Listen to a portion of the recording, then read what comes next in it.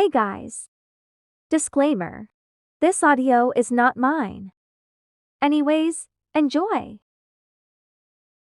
Hi, I'm Chris, and I live in Los Angeles with my celebrity mom. Before I continue, please like and subscribe to MSA. I never knew my dad, but I totally worshipped my mom. She was a famous singer, and with her sparkly clothes and gorgeous voice, she was perfect in my eyes, except mom never seemed to love me the way I loved her. In fact, growing up, she was always so busy, she barely had time for me. Mom, could you help me with my hair? I'm late for school, and this knot is just the worst. Oh, sweetie, I'm late for a recording, but I've got an idea. And with that, mom took a pair of scissors and cut a huge chunk of my hair. I walked around the school looking like a shaved lizard for days. When I was 10, I got selected to play the lead in the play. Mom promised that she would come, but I kept waiting and she never showed up. When I got home, I saw her having a spa session in the middle of our living room. Everything is calm. You're in your happy place, in the middle of the meadows, beneath the sparkling skies. Mom, shh, she's in her happy place. I don't care. I need to talk to her. But mom just lay there, face down, completely zoned out. I felt so mad. I walked up to the massage lady and smashed the bowl of oil on her. What's the matter with you, Chris?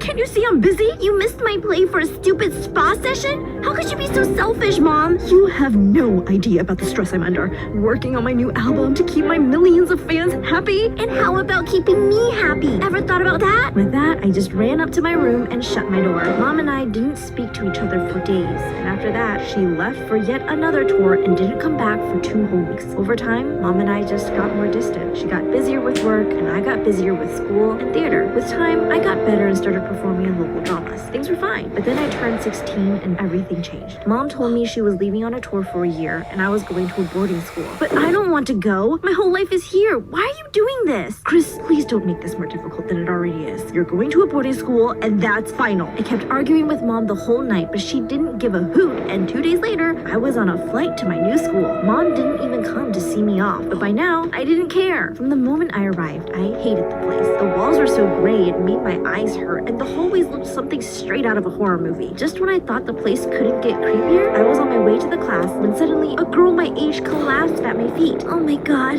my head is so heavy. I feel like I'm gonna throw up. Take me to the nurse, please. But the girl started shivering like crazy, and I panicked and took her to the nurse. But she was so busy with someone else and just told me to take the girl to one of the treatment beds. I'm here a lot since I suffer from fainting spells. But you didn't faint, you just dropped at my feet. Right, I mean, normally I faint a lot. But today, I just have a broken sock bone. Okay, fine. I'm just trying to get out of class. Please don't tell anyone. You can stay with me in this class too. I'll cover for you. I'm Melody.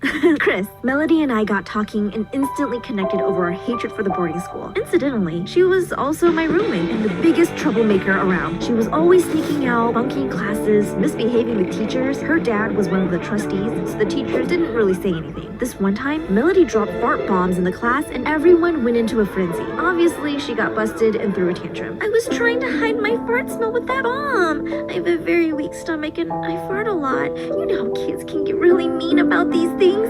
You want me to get bullied? What if I start taking drugs? What if I die? And then Melody dropped like a fly to the ground, and the teacher ended up apologizing to her instead. Being with Melody was fun, and slowly I started liking my life in school. Until one day, I was on stage reciting a Shakespeare sonnet for a school play. When I saw Mom walking in, I was so shocked to see her. I forgot all my lines and ran backstage in panic. But I tripped on the stairs, and the next thing I knew, I was in the hospital with Mom and Melody sitting next to me. I'm a horrible mother. I shouldn't have come and upset Chris like that. It's my fault. I called you here so we could finally tell Chris the truth, but I guess we messed up big time, Mom. What? When did you wake up? Around the same time you called my mom your mom. I didn't say mom.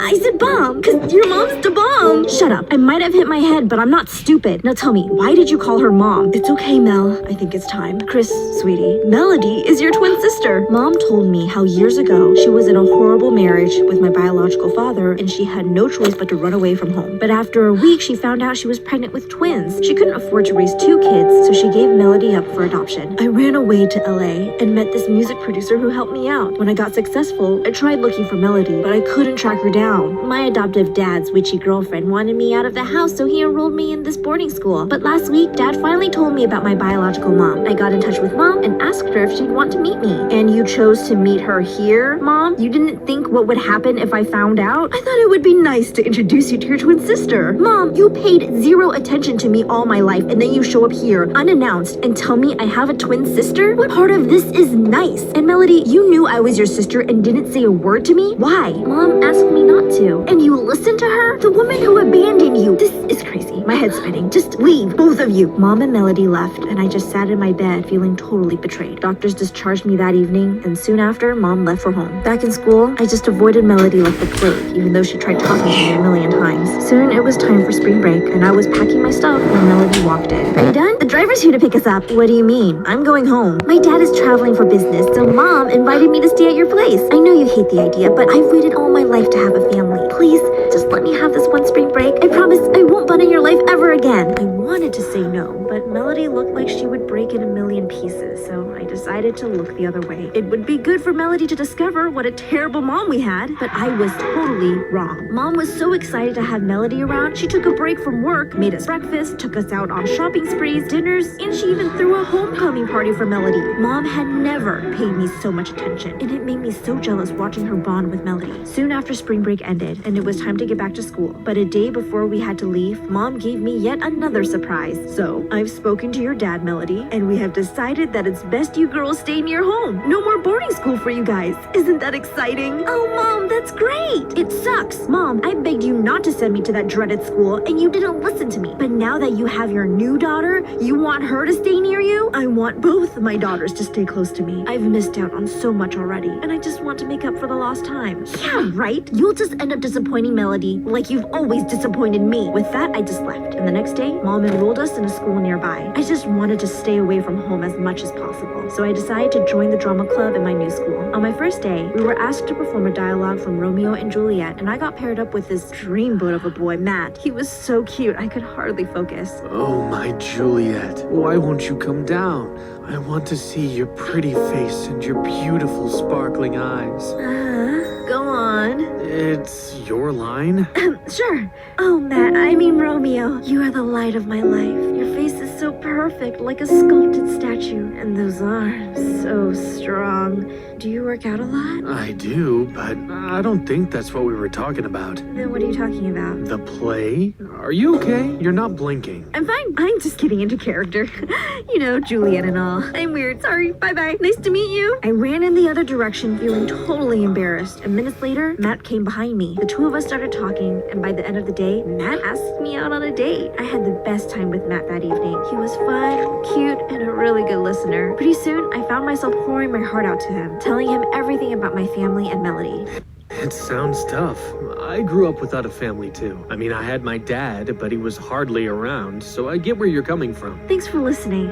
I've ruined the date, haven't I? Maybe there's still time to turn things around. And with that, Matt leaned in and kissed me, and I kissed him back. We went on a few more dates, and I was over the moon when Matt asked me out officially. Every night, he'd come over, and I'd sneak out with him. We'd go for drives, parties, walks, and it helped me keep my mind off things at home. One evening, Matt invited me to this party at his cousin's place. It was a little out of town, so he told me we'd be staying the night. I was just climbing out my window when Melody walked in. Where are you going? To hang out with your hippie boyfriend? I know you've been sneaking out to spend time with Matt, but Chris, I just don't think he's right for you. I heard he's always skipping school and his grades are trash. And just last week, he almost got arrested for stealing cars. Those are baseless rumors, and you're one to talk. Have you completely forgotten what a mess you were in school? Besides, you should be happy I'm out of your hair so you can spend more time with Mom. I'm just trying to reconnect with my family, and look how great that's going. Now I'm getting late, so go back to your room and stay out of my life. And I just picked up my bag and left. I took a cab and went straight to the location Matt had sent, but when I reached the place, it was totally dark and there was no one around. I walked up to the cabin and knocked, but no one answered, and seconds later, someone tapped on my shoulder. I turned around and saw two big men staring at me, and Matt was right behind them. What's happening? And who are you? Oh, don't worry, sugar. We'll only keep you here till your mom comes and rescues you. Rescue me from what? Matt, what is this? I'm so sorry, Chris. I owe these people a lot of money. money, and since my dad won't give me any, I had no choice but to kidnap you. Just do what they're saying and we'll all be safe. I promise you. Are you out of your mind? I trusted you. You're my boyfriend. My God, this is such a mess. Help! Don't bother.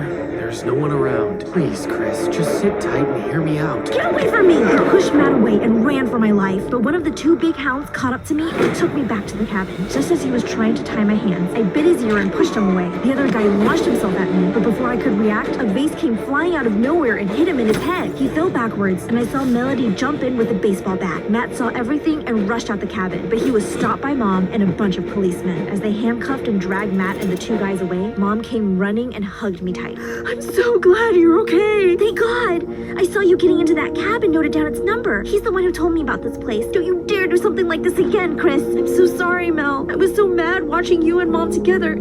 It just made me jealous and crazy, and I just couldn't think straight. I thought you guys didn't care about me since you had each other. It's my fault. As a single mom, I needed to work hard and I got my career break, but I guess I just kind of got carried away with it. I wasn't there when you needed me, Chris, and I will never forgive myself for that, but I'm here now. Not just for Melody, but for both of you. So please, give me another chance. I'm sorry too. I should have been there for you as a friend before anything else, but I was so happy to have found Mom. I ignored how you must have felt. Hey, at least we're all here and together, and that's all that matters. How about we start with a clean slate? You spoke my mind.